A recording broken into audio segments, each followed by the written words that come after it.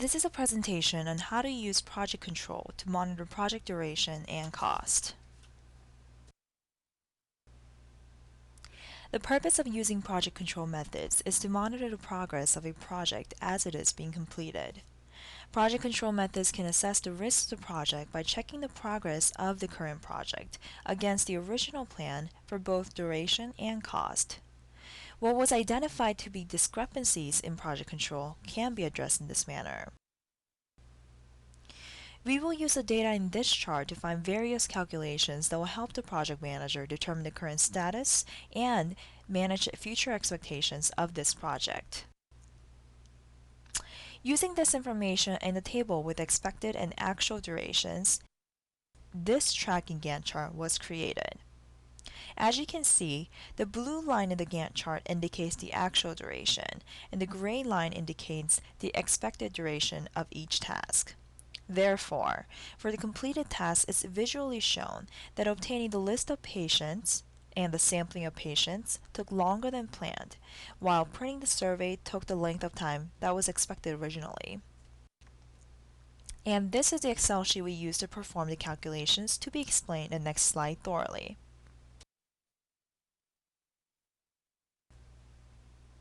So, to calculate the rate of performance, we need to divide the actual work by the planned work.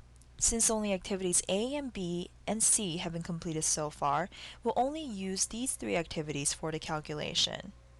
But activity C is not a part of the critical path, so we will only use activities A and B for the calculation. For the actual work, we need to add up the number of weeks for the activities A and B in the completed duration column, so it comes out to be 6 weeks. For the planned work, we add the number of weeks for the activities A and B, this time in the planned duration column, so it comes out to be 3 weeks. Plugging in the number that we just found, we see the rate of performance is 6 weeks divided by 3 weeks, which comes out to be the rate of performance is 2.0, or which translates to 200%. Another valuable piece of information for the project manager is to be able to estimate the project end. This is found by the multiplication of the planned duration by the rate of performance. We just found out that the rate of performance is 2, so we need to find the planned duration of the project to be able to calculate the project end. The planned duration is found by taking the total number of weeks of the project and subtracting from the total number of weeks not on the critical path. We can see that the total number of weeks is the sum of weeks, and it is 2 plus 1 plus 3 plus 4 plus 1 plus 3 plus 2 plus 1, which comes out to be 17 weeks. Activities C and G do not lie on the critical path, so the sum of their weeks will be subtracted from this number that we found, which comes out to be 5 weeks. So, 17 minus 5, we get 12 weeks to be our planned duration.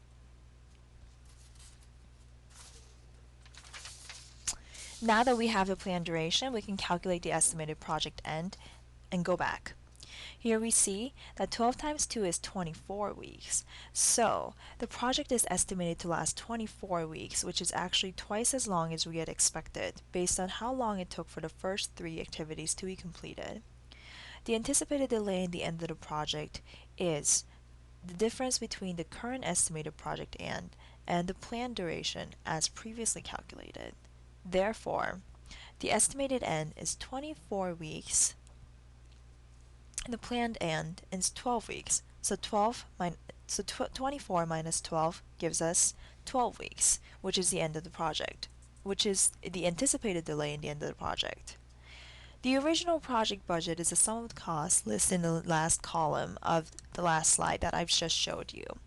This sum comes to $31,500 for the original estimated project budget. The current project budget estimate cannot be presented with the information that is provided in this problem.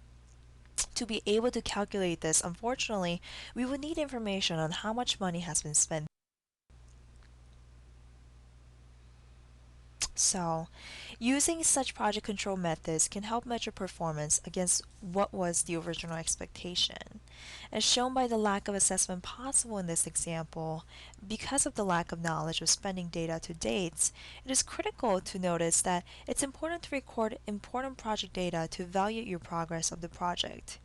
Using project control can also help manage expectations so that the project team and the organization are realistic about the project budget and the duration throughout the entire project process. Thank you so much for listening.